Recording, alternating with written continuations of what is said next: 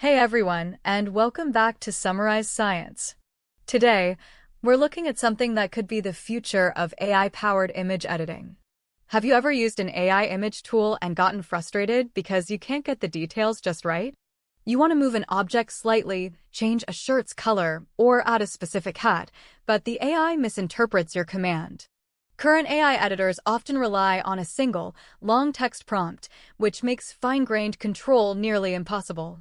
Well, a new system called MagicQuill V2 aims to solve this by taking inspiration from professional software like Photoshop.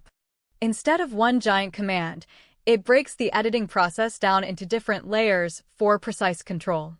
First, there's a content layer that tells the AI what you want to create, like adding this dog into the scene.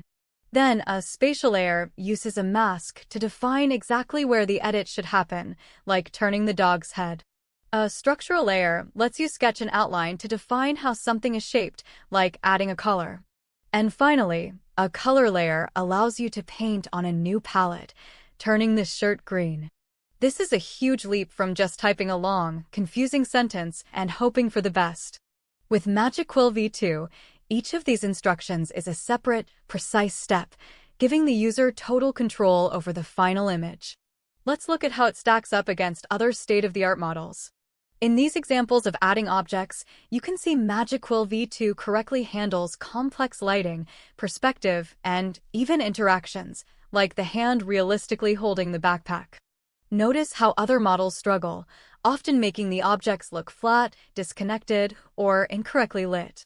When it comes to following specific shapes and colors, the difference is even more stark. While other models give a vague interpretation of the text prompt, MagicQuill V2 almost perfectly follows the user's sketched outlines and color strokes.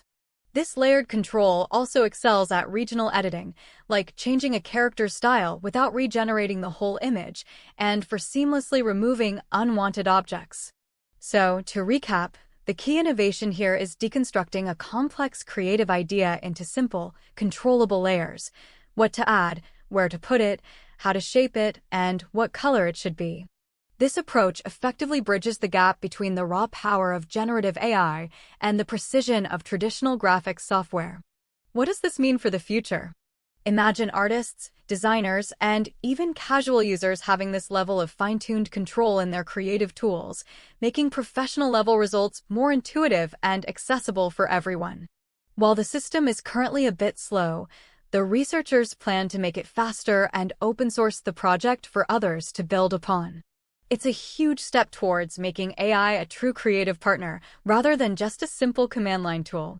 That's all for today on Summarize Science. See you next time.